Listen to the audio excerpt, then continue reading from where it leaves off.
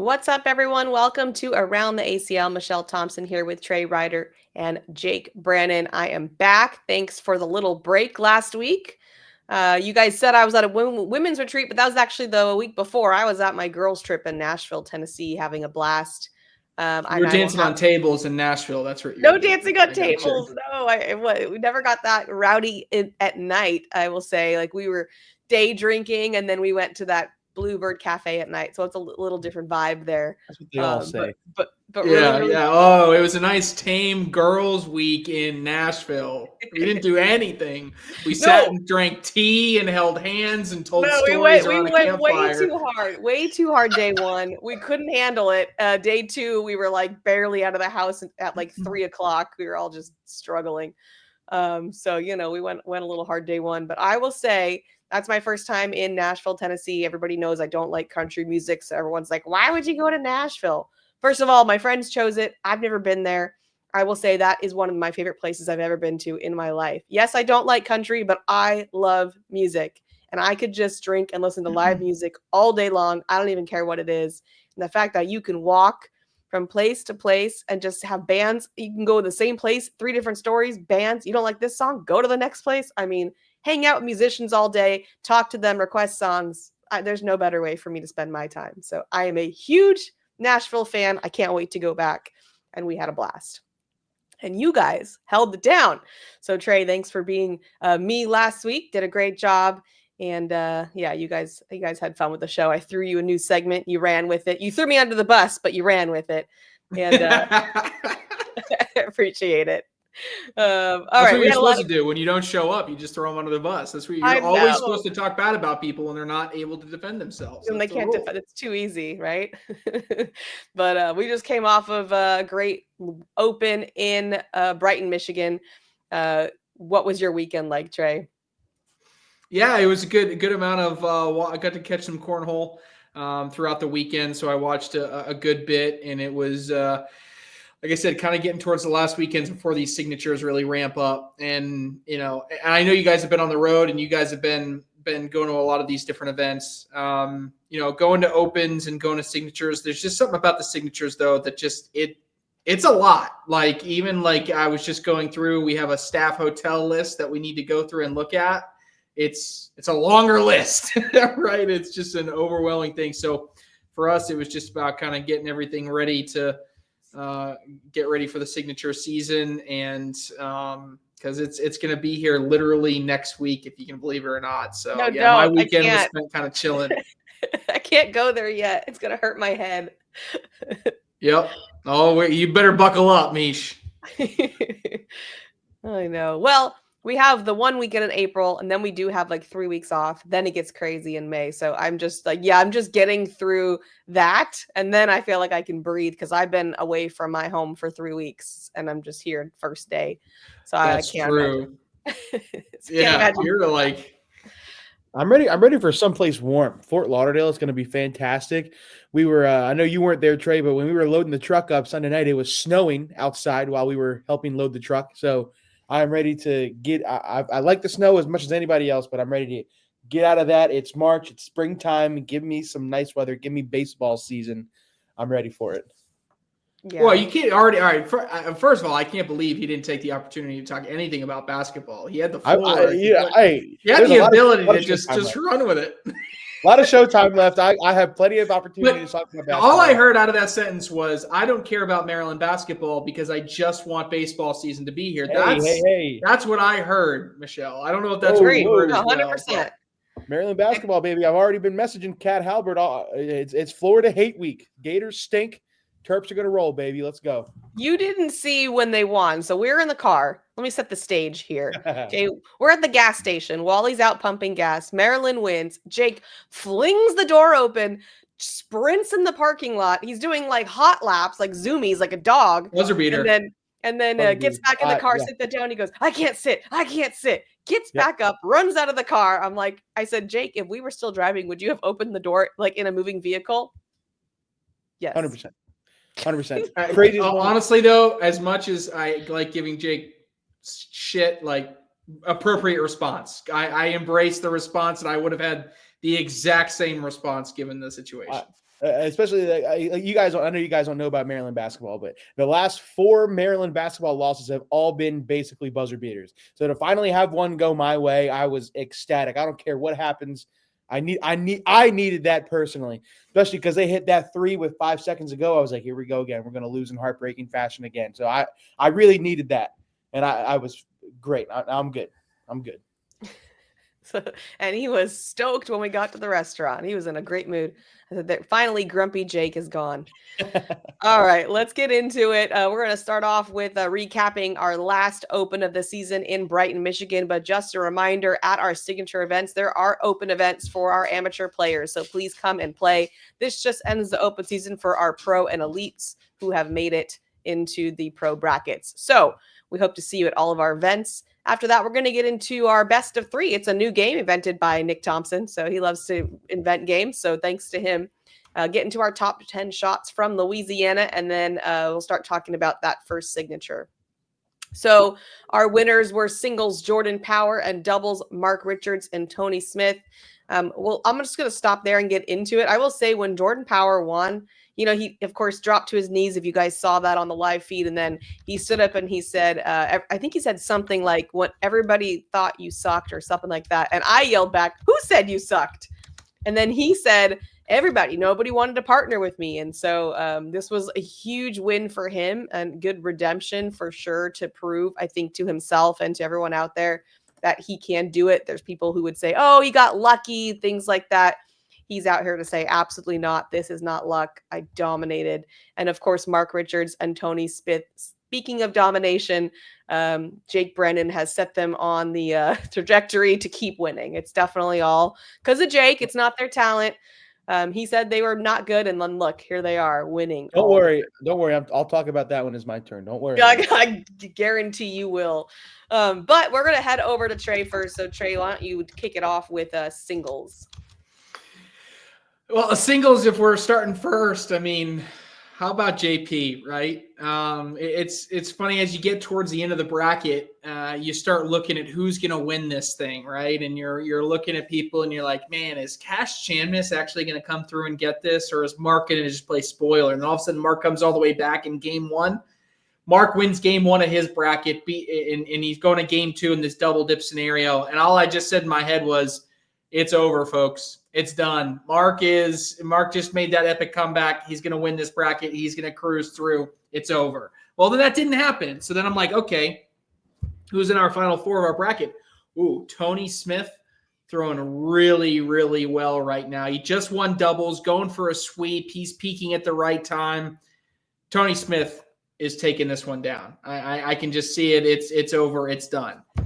But lo and behold, this little JP Jordan Power just hanging around, finding a way to win. And what's so impressive is that Jordan has had such ebbs and flows in his career. And the game has never been harder than what it is right now. In addition to that, players have never – this Open was one of the most stacked Opens of all time.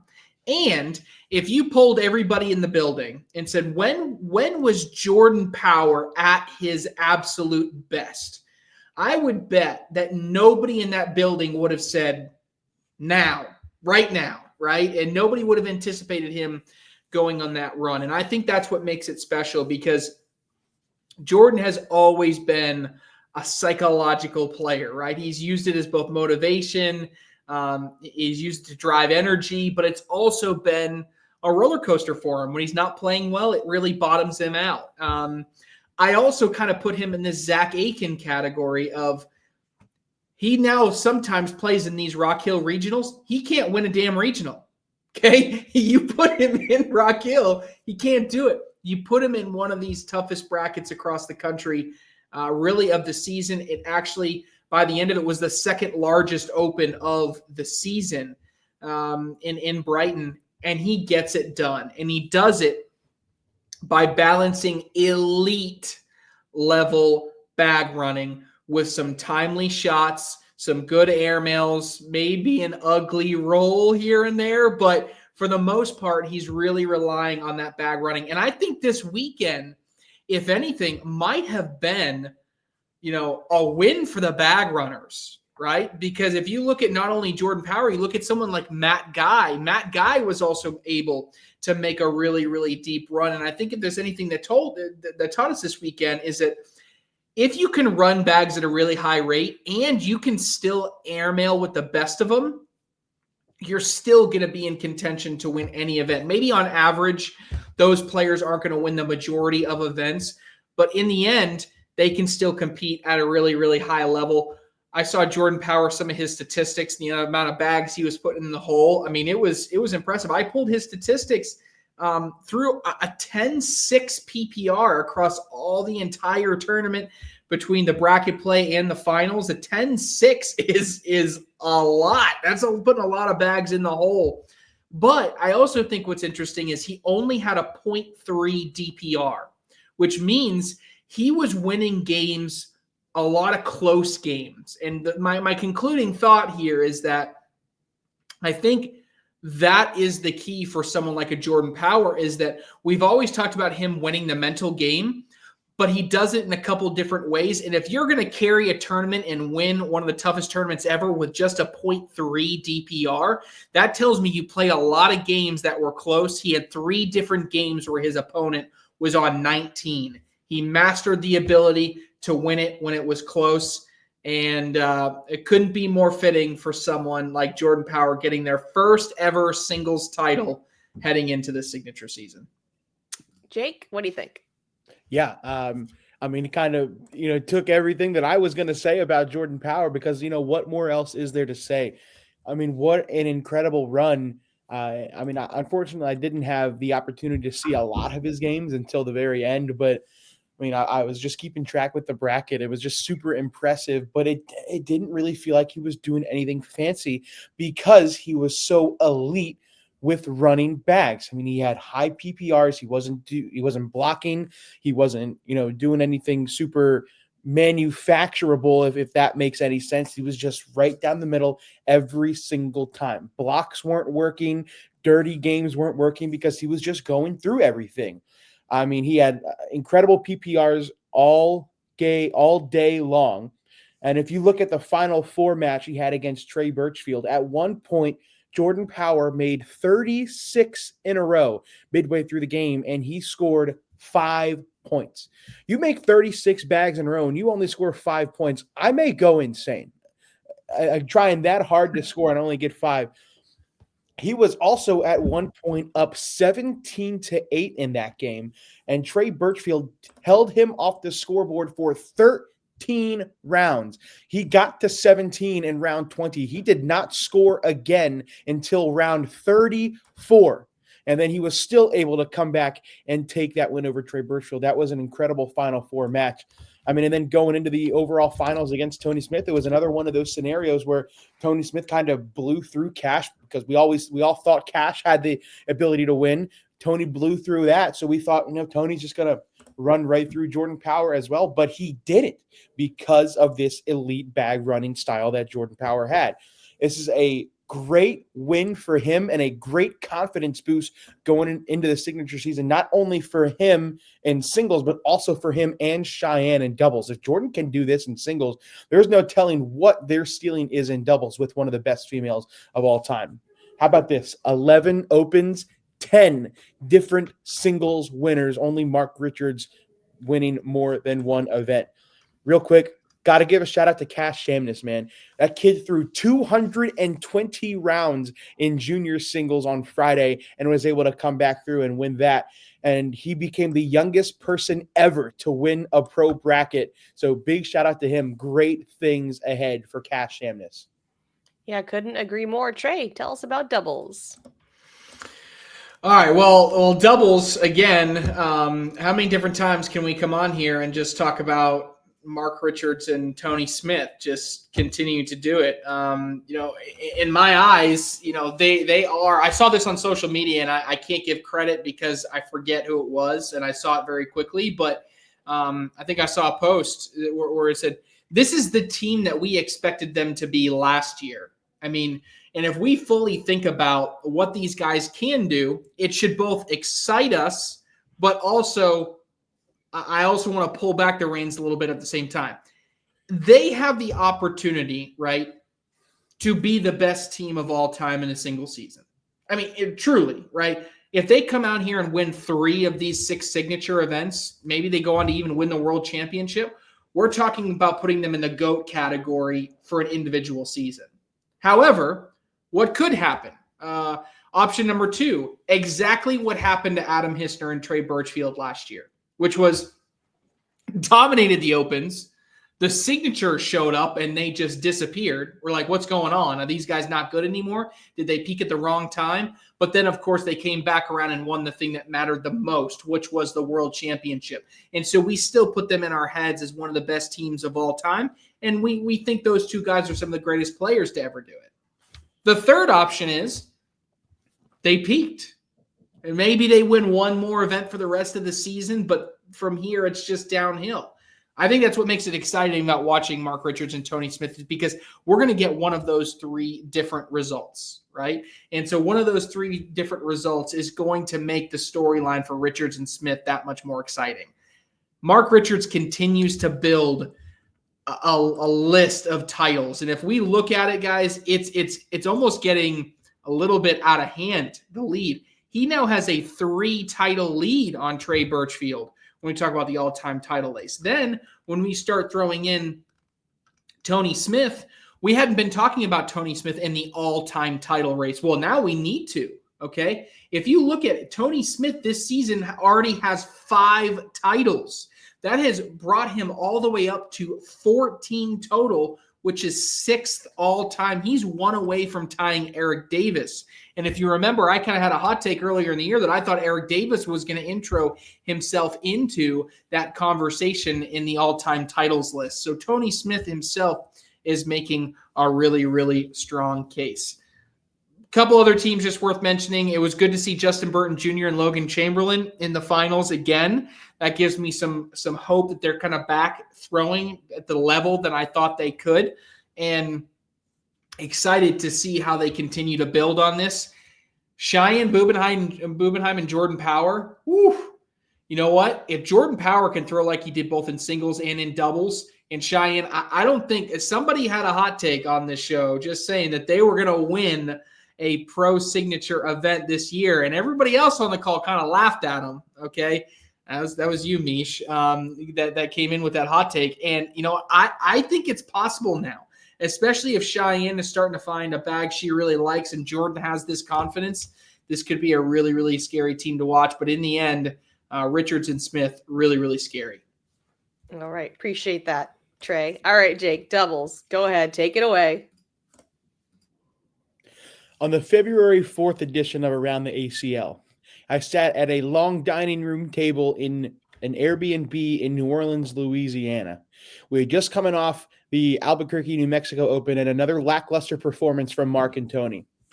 I said to both of you guys in complete confidence that if Mark and Tony don't get, quote, their heads out of their asses, they need to start thinking about who they are going to play with next year, because it's not going to be each other. They had what we called a little lackluster season last year, and they were off to another lackluster start this season. Since then, they have lost 2 games. A winner's bracket semifinal game against Hunter Thorne and Hunter Thorson in Reno, which they then came back and double-dipped them to win their bracket. And the winner's bracket final last weekend in Brighton to Jordan Power and Cheyenne Bubenheim. And again, they came back and double-dipped them to win that bracket. They have not lost an event. Back-to-back-to-back pro doubles titles. So all I'm going to say to them is, you're welcome. I will send you my Venmo, my PayPal, whatever you think I deserve as compensation for helping you guys get to where you are today. By far the best team in the pro circuit right now. And if they keep it up, I think Trey is right. We are going to have the best individual season of all time. Now, you mentioned, Trey, about feeling like one of their options was, have they peaked? It's hard to describe, but something feels different about them, right? You know, what if and this is just a scenario, what if they can't peak? What if they just continue to get better and better and better as the season progresses? It's one of those things where, it's like a buzz. I talk to a lot of the other pros in the division, and when they get that bracket on the Mondays before the events, they are pissed. They are upset when they look and see that Mark and Tony are in their bracket because they don't want to have to play them. And I can't help but agree with them. Nobody wants to play them right now. I sure as hell wouldn't, because of what they are doing. They are the best team in the country right now. But now it turns into what matters. Now we have TV broadcasts on the line. We have signature titles on the line. Can they keep it up? All signs are pointing to yes. So, Mark and Tony, you're welcome. Okay, hold on a second. You said they had a lackluster season last season. Trey, what did Mark and Tony finish last season? They tied for number 1. Thank you. Trey alluded to it earlier, right? What they're doing this year, it feels like what they should have been doing last year. They didn't win every event last first. year. I understand they finished first, but it feels like they should have won every event last year, and they didn't. But now they're winning every event this season, which is what we feel like they should be doing, right? All right. Agree to disagree. I kind of see where both of you are coming from. Like, I think it's honestly like what Matt Guy and Jamie Graham did when they first got together. They didn't win everything, but there was a season that came where I think they won 2 out of 4 nationals, and they also won it like that. There's a difference between being a really good team and being a super team, right? And so I think they're a super team this year is what they're playing like. Personally, is what I'm seeing. So first place doesn't mean you're super team. Okay, got it. Moving on, we had women's singles, Caitlin Allshouse, women's doubles, Cheyenne Bubenheim and Gina Ramirez, senior singles, Damon Dennis, senior doubles, Steve Schrader, Terry Mathis. Steve Schrader, stop playing seniors. It's not fair to everybody else. Junior singles, as Jake said, went to Cash Chamness, and junior doubles, the Michigan boys, Jaden Ellis and Zane Kratz. Congrats to all of our winners. And now let's jump into our new game. So thanks to my husband, best of 3. So we're going to give you a pairing, and you tell me who you think would win in a best of 3 series. First one is Mark Richards and Tony Smith. Who's it going to be, Trey? Yeah, I'm gonna go Richards. 2 out of 3 here. I think Tony Smith would take 1 game, but I think Mark is just playing a little bit more consistently right now. I really like his game. When he's getting beat by people that are just playing outrageous. And Tony Smith is just right there as well. So this is a close one, but I'll go Richards. Jake?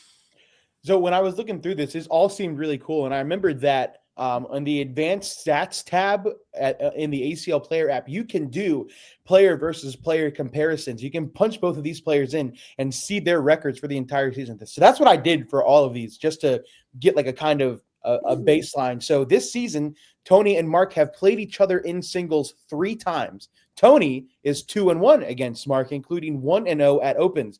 So does that give him an edge right now per se? It could.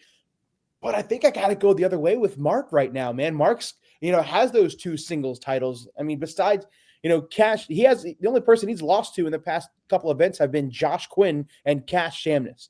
So, I mean, I got to give a little bit of an edge to Mark. He's firing on all cylinders right now.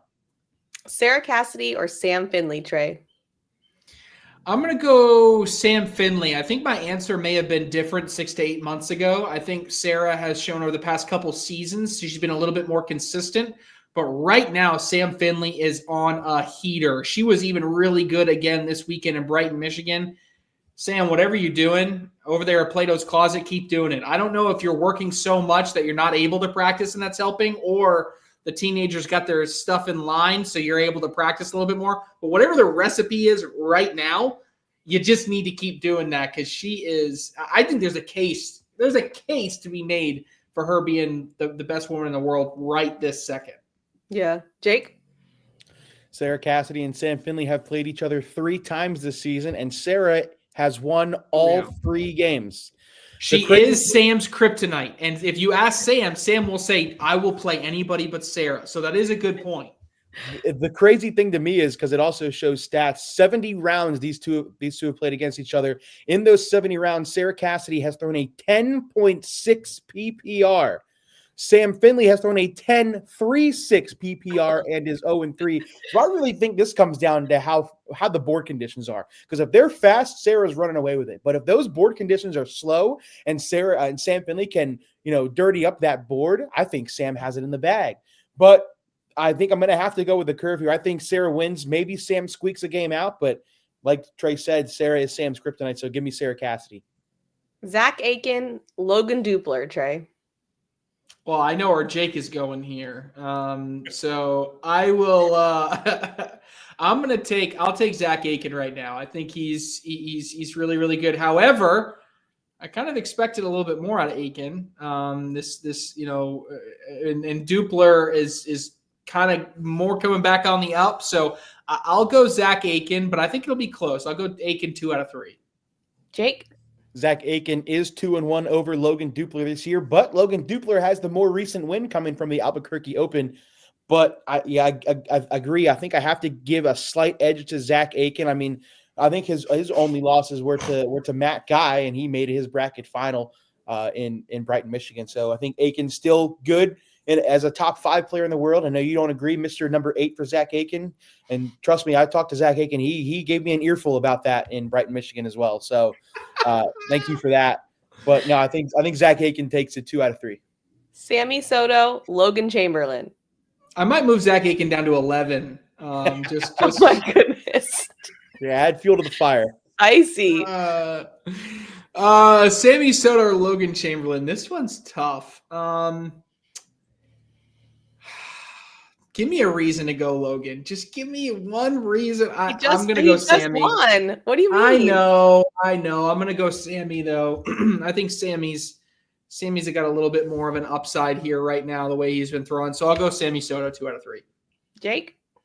This one surprised me. They've only played one time this entire season, and Chamberlain won it. And it was all the way back in November.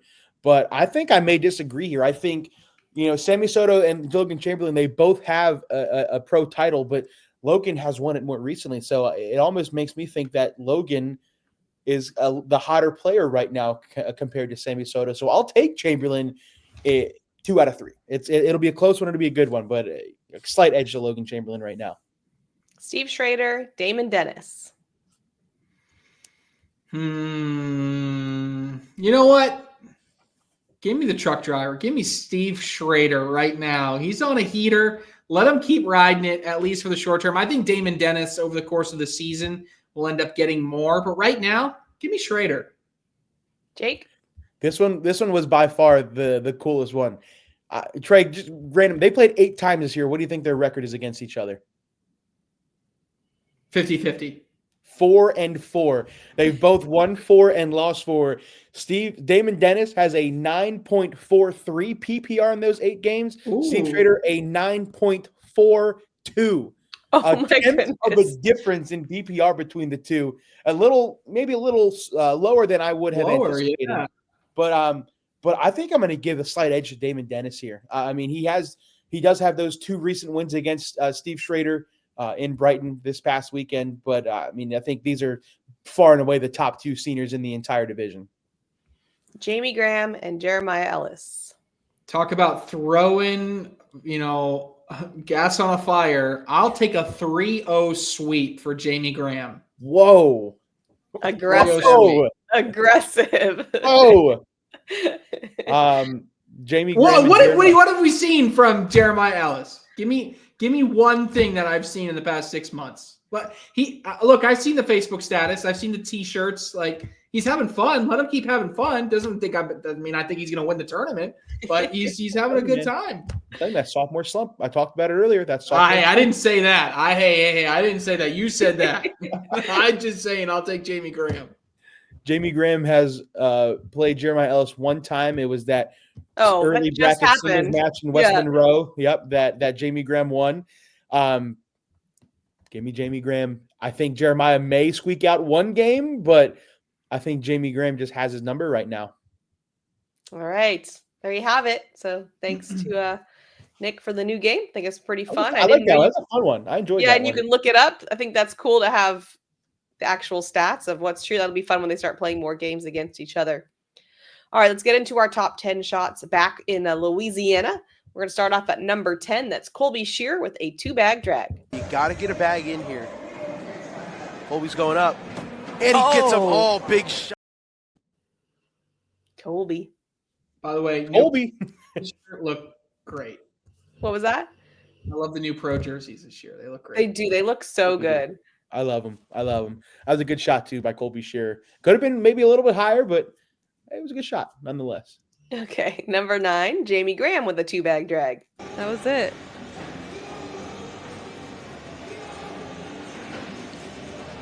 Going up. Big drag. That was almost like a make him clap. Yeah, that was. I like that. Good shot. Good. It was a good game against Pro Partners playing there. It was a great game. Great shot from Jamie Graham. I also like when Jake and I aren't talking about like some random thing right before a top 10 highlight shot. It's great for us. Those are hard. It's a good look. Here's the greatest shot of all time where Meesh is talking about her hair, whatever, doesn't matter. Just some random. I'm sure we got one in this top 10 though. So there's got to be, yeah, no, for sure. All right, number 8. I before I get into it, there's 2 on here from Cash, and I was telling Jake there's going to be like 2 or 3 on the next one from Cash, like Cash dominating the top 10. But here we go, Cash with a collect. Going at it. Hits it like it's nothing. That's his best shot right now. Cash trying to push through everything. Oh, what a bag by Cash. Look at a little clap. He gets so fired up. Makes me want to run through a wall when Cash gets fired up. Man, he's crazy. He's super energetic. Okay, in fairness, he's starting to get fired up after every round. So is he firing you up every round? Because not every round. When he hits a good shot, but when he lays up to score 2 and he's like, "Let's go!" I'm like, "All right, calm down here, kid." He's keeping himself in the game. All right, Gavin Hammond at number 7 with a collect. Slick side. Oh my word. What a collect gap. I think I saw this clip where he was earlier like, I'll take it. Yeah. My favorite top 10 clips are when they didn't think that was going to happen. Yeah. The ACL just posted that clip the other day on social media. And I like when they zoom in on Gavin Hammond's face and he's literally like, okay, didn't think that was going to happen, but I'll take it. Ended up being a top 10 shot for Gavin. Yeah, because that bag stayed on the left side of the hole, which is pretty crazy. All right, number 6, Tony Smith with a bar of soap. Will Ferrell or Adam Sandler got to pick one. Man, that's kind of tough. That's really tough. Ooh! There it is. I gotta go Adam Sandler. I'm going Adam Sandler. Oh no! Will Ferrell. What was that shot? What happened? Who was it? The funniest part is that we didn't even call the shot. We just both said, ooh. Great. Hey, shout out Tony Smith. What a shot. Great. Hey, that was a great shot by Jordan Power. I love the Penguin. It was great. Oh, man. We are the A-team commentators right here. My goodness. Tony, sorry for that disrespect. All right, number 5, Braden Wilson with a 5-bag drag. Braden's going up for the airmail, and he takes them all. Oh, my goodness. What a bag for Braden. So this was a great shot, but in retrospect, I don't think it was the correct one because I'm pretty sure Martinez pushed through and got 2 points that round. It was a fantastic shot, but if he would have laid up, I'm pretty sure he would have scored. So it's kind of like, the lights are bright. Let me hit this incredible shot. But shout out Braden Wilson. That was a good one. And that shot did remind me, Wilson's getting taller. He's starting to get in that growth spurt, which, we've talked about it before. Sometimes that can be tough. I mean, Jake Gore's going through it right now. Jake Gore's like 6'2". Yeah. He was 4 feet. He was 4'11" 5 months ago. Exaggerations. There's the quote. Meesh always clips these broadcast and put these on social. The clip is just going to be Jake Gore's 6'2". Like I want it to be when we come back from that last one. We talked about Adam Sandler. When we come back and all three of our hands are just in our face. So good. Oh, it's so bad. All right. Tony Smith at number 4. Hopefully we give him the respect he deserves for this and one. Revisit it. Did you see Gavin Cano threw 40 bags and made 39 of them? Oh my goodness. No, I didn't even look at the PPRs though. Yeah, look, it wasn't Adam Sandler, but you guys just hate Tony Smith. You guys are like, hey, Tony Smith is throwing a bag. I don't care about you, Tony Smith. That was a great shot. Didn't even mention it. Oh my God, what are we doing? I can't stop. I'm crying. To be fair, I was sick in West Monroe. There was a lot of stuff going on. That's what I'm using as my excuse. Who picked these? Corey's doing us dirty. Tony Smith, it's a bar of soap and one.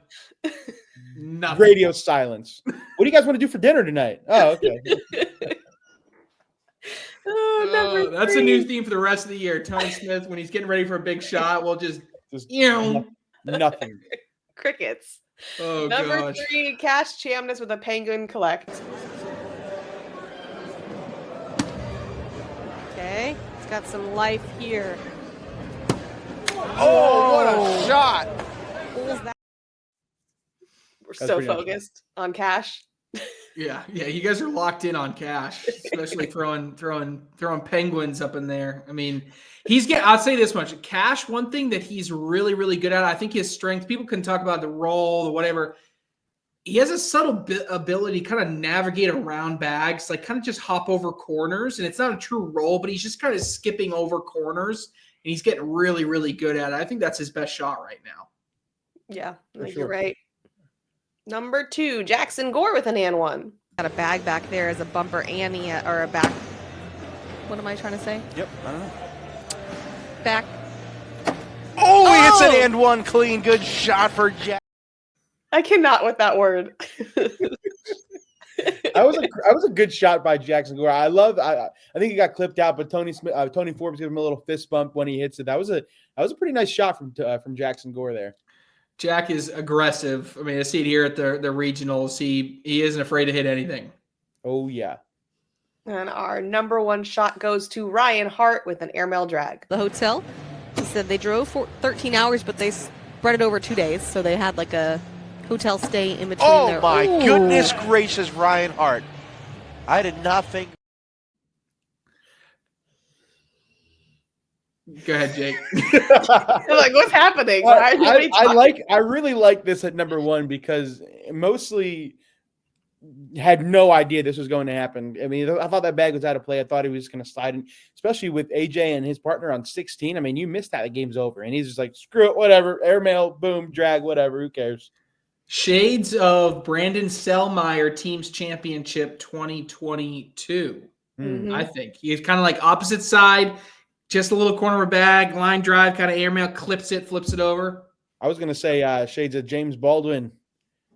That works too. 2018, right? That was a long time ago. Yeah, you're going way back. Well, we did go way back. We wanted to go over the original 16 pros on the broadcast. That took a little bit.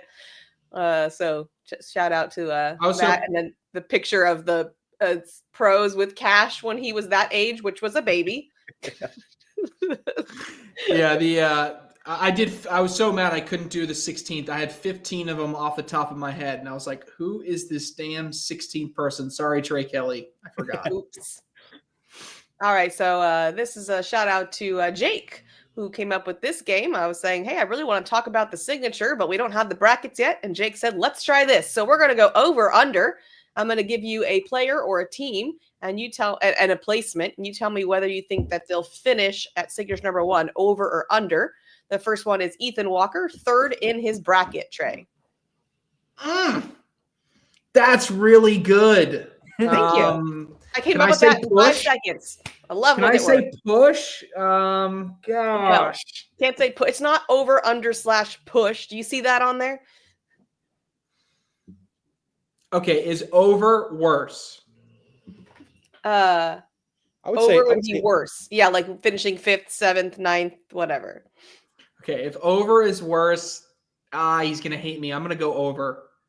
Okay. I think he finishes literally like third in a bracket. If I have to pick him to go second in a bracket, he's going to make the finals of his bracket. Gosh, it's tough for me to go that high. I'm going to go over. Jake? So these are tough, but also kind of interesting because the brackets haven't been placed yet, so you don't really know who's going to be in his bracket. Like he could be in a bracket with Mark Richards or Tony Smith, but he could also be in a bracket with a slumping Ryan Trader, and that could be like a much easier path. But just based on everybody else who's going to be there, I think I have to go slightly over as well.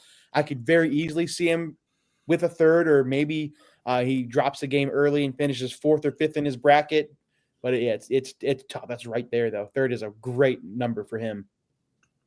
All right, Matt Guy, bracket winner. Okay, so here's a wild hot take that leads to a very lukewarm take, okay? You said bracket winner, and you just told me I couldn't push. I might go out on a limb and say he wins his bracket, but I don't believe he's going to win the whole thing. And in order to be better than a bracket winner, he would literally need to make the broadcast and win his first game, right? That's the only way it gets better. So because of that, I'm going to say over, but it's not out of the question. Matt is throwing really, really well right now. I think it's not out of the realm for him to win a bracket, and that may be crazy to say out loud, but it's true. Jake?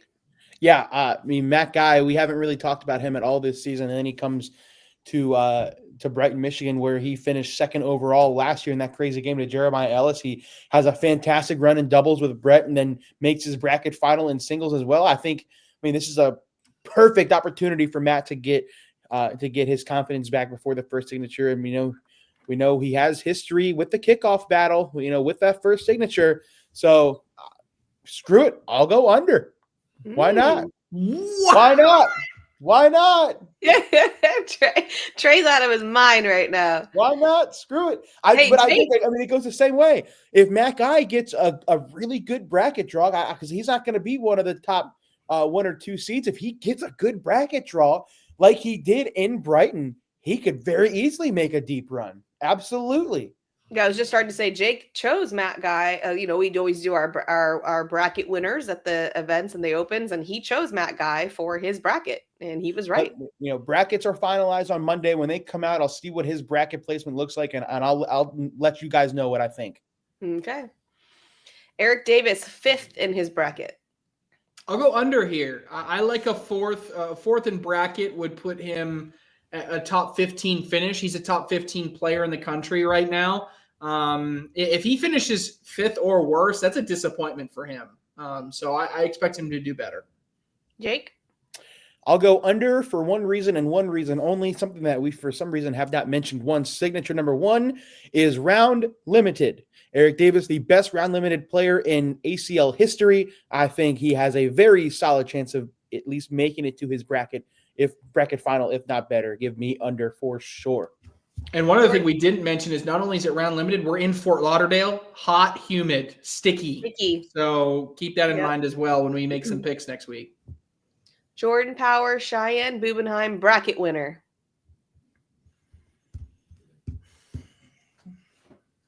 That one feels like on par. I'm gonna go over.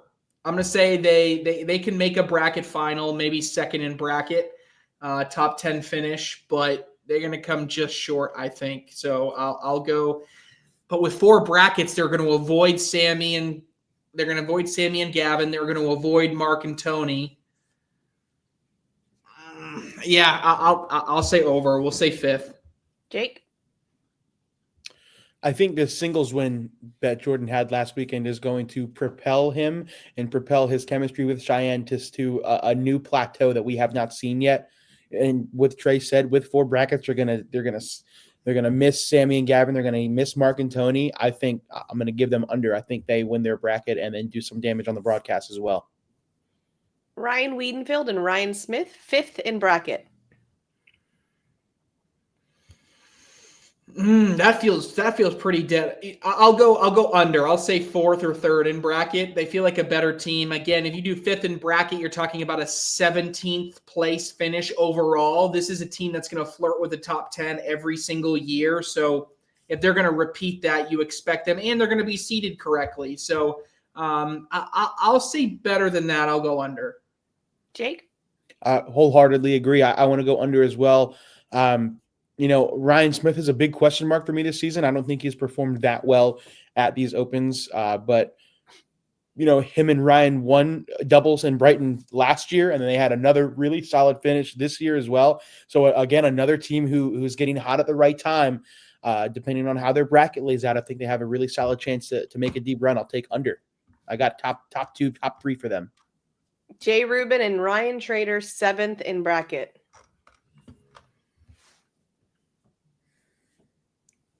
Over.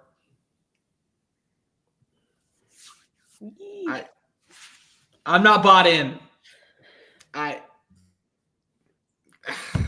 Sorry. I don't have much analysis other than I do think 7th is about where they'll finish, but I'll get a little bold here. I'll say they'll finish outside of that. Hey Trey, I don't know about you, but over. I don't like it. I don't like it. They didn't have a good performance in Brighton. I mean, we keep talking about this slump that Ryan Trader is in, and I mean, we saw it when he is having fun. He is incredible. I don't know, Trey, you noticed, but our very first junior singles game of the day was Ryan Trader versus Jaden Ellis. They played half of the freaking game throwing between their legs. Half of the actual game was played with both of them throwing in between their legs, and they were having fun. They were laughing and smiling, and Ryan Trader was incredible. But then we saw him later in the weekend where he was trying to be serious, and he did not perform well at all.